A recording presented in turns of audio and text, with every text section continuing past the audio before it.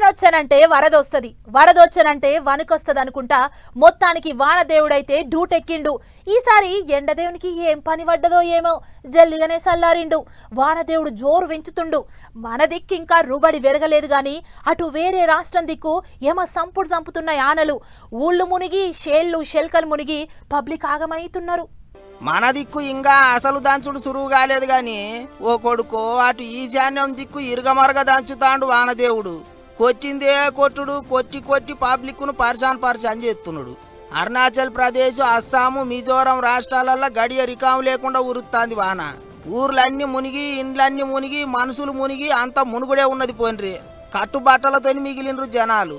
చాలా మంది ఇల్లు ఇడు పిడిసిపెట్టి పిల్ల జల్లను సంకనేసుకొని నీళ్లు లేని దిక్కు నడుచుకుంటూ పోతుండ్రు.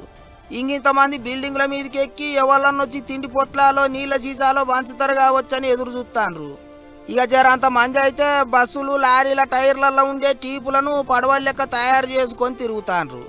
ఆర్మీ ఆఫీసర్లు కూడా వాళ్ళ పడవలు వేసుకొని రంగంలోకి దిగిండ్రు. ఇండ్లల్లో ఎవరన్నా పబ్లిక్ ఇరకబడితే వాళ్ళను ఒడ్డుకు పట్టుకొస్తుండ్రు. 3 రాష్ట్రాలల్లో కలిపి 21 మంది జీవిడిసిండ్రట. ఇక మన పక్కపోంటే ఉన్న కర్ణాటక రాష్ట్రంలో కూడా వానలు శితం కొడుతున్నాయి. ఈ 2 నెలల్లోనే చెట్లు కూలి, పిడుగులు పడి, బిల్డింగులు గుట్టలు కూలిపడి 70 మందికి ఎక్కువనే జీవిడిసిండ్రట. ఇప్పుడే గిట్లున్నదంటే ఇక ముంగట ఇంకెంతున్నదో ఏమో అని బుగులు పడతాండ్రు పబ్లిక్. మన దిక్కు కూడా చిన్నగా మెల్లగా వానలు రువ్వడి పెంచుతాయని చెప్తుండ్రు.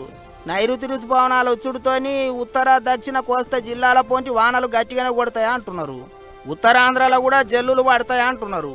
ఈదురు గాలులు కూడా దబాయించున్నాయి, సముద్రంలోకి పోవద్దన్నట్టు చెప్తున్నారు. పోయినేడు లెక్క కాకుండా ముందుగానే సర్కారోళ్ళు వానలు గట్టిగా చప్పరిస్తే ఏమేం చేయాలి ఎట్టెట్టా అనే దాని మీద ముందుగానే మీటింగులు పెట్టి అందరిని హుషారు చేసిండ్రు.